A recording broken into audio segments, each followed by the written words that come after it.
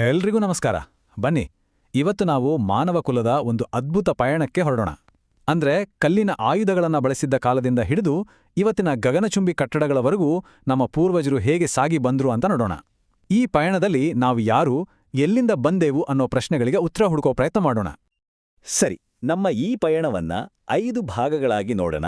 ಮೊದಲು ಇತಿಹಾಸ ಅಂದ್ರೇನು, ಅದು ನಮಗೆ ಯಾಕೆ ಬೇಕು ಅಂತ ಶುರು ಮಾಡಿ, ಆಮೇಲೆ ಕಾಲದ ಹೆಜ್ಜೆಗುರುತುಗಳಾದ ಆಧಾರಗಳ ಬಗ್ಗೆ ತಿಳ್ಕೊಳ್ಳೋಣ. ನಂತರ ಶಿಲಾಯುಗ ಮತ್ತು ಲೋಹಯುಗದ ಕ್ರಾಂತಿಯನ್ನ ನೋಡಿ, ಕೊನೆಗೆ ಇತಿಹಾಸದಿಂದ ಭವಿಷ್ಯಕ್ಕೆ ಕಲಿಯಬೇಕಾದ ಪಾಠ ಏನು ಅಂತ ಚರ್ಚೆ ಮಾಡೋಣ.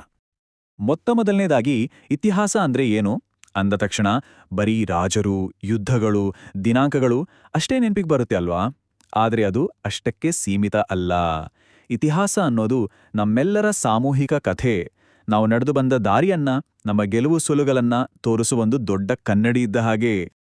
ಸರಳವಾಗಿ ಹೇಳೋದಾದ್ರೆ ಇತಿಹಾಸ ಅಂದ್ರೆ ಹಿಂದೆ ನಡೆದ ಘಟನೆಗಳನ್ನ ಒಂದು ಕ್ರಮಬದ್ಧವಾಗಿ ಅಂದ್ರೆ ಸಿಸ್ಟಮ್ಯಾಟಿಕ್ ಆಗಿ ಅಧ್ಯಯನ ಮಾಡೋದು. ಗ್ರೀಕ್ ಇತಿಹಾಸಕಾರ ಹೆರೋಡೋಟಸ್ ಇದಾರಲ್ಲ, ಅವರನ್ನ ಇತಿಹಾಸದ ಪಿತಾಮಹ ಅಂತ ಕರೆಯೋದು ಇದೇ ಕಾರಣಕ್ಕೆ.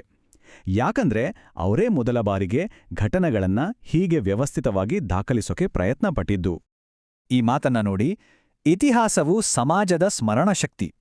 ಇದು ಎಷ್ಟು ನಿಜ ಅಲ್ವಾ? ಒಬ್ಬ ವ್ಯಕ್ತಿಗೆ ಬೆಂಕಿ ಸುಡುತ್ತೆ ಅನ್ನೋದು ಹೇಗೆ ನೆನಪಿರುತ್ತೋ ಹಾಗೆ ಇಡೀ ಸಮಾಜಕ್ಕೆ ತನ್ನ ಹಿಂದಿನ ತಪ್ಪು ಸರಿಗಳನ್ನ ನೆನಪಿಸೋದೇ ಇತಿಹಾಸ. ಇದರಿಂದ ನಾವು ನಮ್ಮ ಹಿರಿಯರ ತಪ್ಪುಗಳಿಂದ ಪಾಠ ಕಲಿಯಬಹುದು, ಅವರ ಸಾಧನೆಗಳಿಂದ ಸ್ಫೂರ್ತಿ ಪಡ್ಕೋಬಹುದು.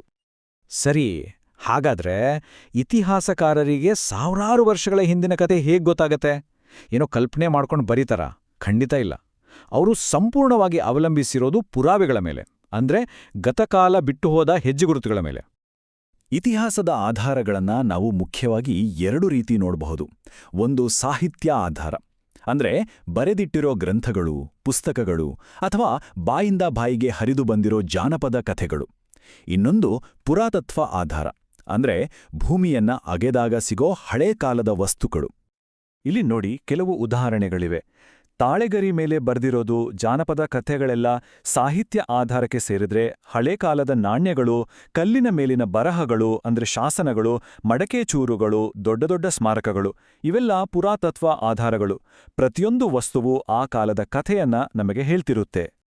ಬನ್ನಿ, ಈಗ ಟೈಮ್ ಟ್ರಾವೆಲ್ ಮಾಡಿ ಸಾವಿರಾರಲ್ಲ ಲಕ್ಷಾಂತರ ವರ್ಷಗಳ ಹಿಂದೆ ಹೋಗೋಣ.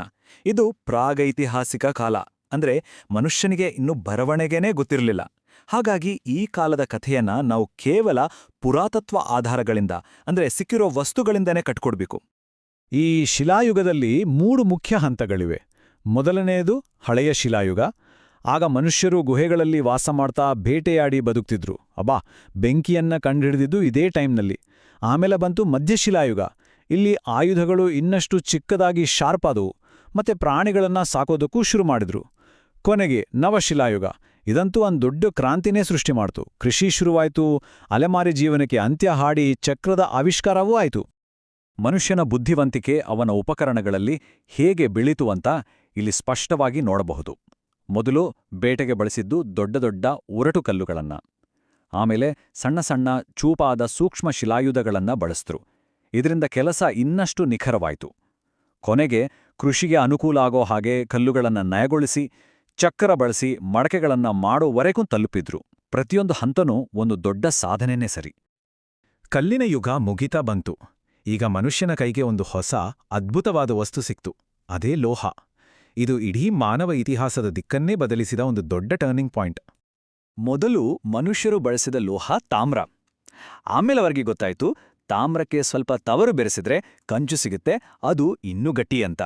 ಕಂಚಿನ ಯುಗ ಶುರುವಾಯಿತು. ಆದರೆ ಅಸಲಿ ಕ್ರಾಂತಿಯಾಗಿದ್ದು ಕಬ್ಬಿಣದ ಬಳಕೆಯಿಂದ. ಯಾಕಂದ್ರೆ ಕಬ್ಬಿಣ ಎಲ್ಲೆಡೆ ಸಿಗೋದು ಸುಲಭ, ಜೊತೆಗೆ ತುಂಬಾನೇ ಗಟ್ಟಿ. ಕಬ್ಬಿಣ ಬಂದ್ಮೇಲೆ ಏನಾಯ್ತು ಗೊತ್ತಾ? ಕಬ್ಬಿಣದ ನೇಗಿಲ್ ಬಂತು. ಅದರಿಂದ ವ್ಯವಸಾಯದಲ್ಲಿ ಬಹಳ ದೊಡ್ಡ ಬದಲಾವಣೆ ಆಯ್ತು. ಬೆಳೆ ಜಾಸ್ತಿ ಆಯ್ತು, ಆಹಾರದ ಕೊರತೆ ನೀಗಿತು. ಆಗ ಎಲ್ಲರೂ ಹೊಲದಲ್ಲಿ ಕೆಲಸ ಮಾಡೋದು ಬೇಕಾಗಿರ್ಲಿಲ್ಲ. ಕೆಲವರು ಬೇರೆ ಬೇರೆ ಕಸುಬುಗಳನ್ನ ಶುರು ಮಾಡಿದ್ರು. ಕೆಲವರು ಸೈನಿಕರಾದ್ರು, ಕೆಲವರು ಕುಶಲಕರ್ಮಿಗಳಾದ್ರು. ಹೀಗೆ ಸಮಾಜ ಬೆಳೀತಾ ದೊಡ್ಡ ದೊಡ್ಡ ನಗರಗಳು, ರಾಜ್ಯಗಳು ಮತ್ತು ಸಾಮ್ರಾಜ್ಯಗಳು ಹುಟ್ಕೊಂಡವು. ಇಷ್ಟೆಲ್ಲ ನೋಡಿದ್ಮೇಲೆ ಇತಿಹಾಸದಿಂದ ನಾವು ಕಲಿಯೋದೇನು? ಸರಳವಾಗಿ ಹೇಳೋದಾದ್ರೆ, ನಮ್ಮ ಗತಕಾಲವನ್ನ ಅರ್ಥ ಮಾಡ್ಕೊಂಡ್ರೆ ಮಾತ್ರ ಇವತ್ತಿನ ಪರಿಸ್ಥಿತಿಯನ್ನ ಚೆನ್ನಾಗಿ ಅರ್ಥ ಮಾಡ್ಕೊಂಡು ಒಂದು ಒಳ್ಳೆಯ ನಾಳೆಯನ್ನ ಕಟ್ಕೊಳ್ಳಕ್ಕೆ ಸಾಧ್ಯ ಆಗುತ್ತೆ. ಈ ಮಾತು ನೋಡಿ, ಹಳೆಯ ಕಲ್ಲಿನ ಆಯುಧಗಳಿಂದ ಆರಂಭವಾದ ಮನುಷ್ಯನ ಪಯಣ ಇಂದು ಮಹಾನ್ ನಾಗರಿಕತೆಗಳ ನಿರ್ಮಾಣಕ್ಕೆ ಸಾಕ್ಷಿಯಾಗಿದೆ. ಇದು ನಮ್ಮ ಇಡೀ ಪಯಣದ ಸಾರಾಂಶ ಅಲ್ವಾ? ಇದು ಮನುಷ್ಯನ ಬುದ್ಧಿ, ಪರಿಶ್ರಮ ಮತ್ತು ಸಹಕಾರದ ಶಕ್ತಿಗೆ ಸಿಕ್ಕ ಗೆಲುವು. ಕೊನೆಗೆ ಒಂದು ಯೋಚನೆ ಮಾಡೋಣ.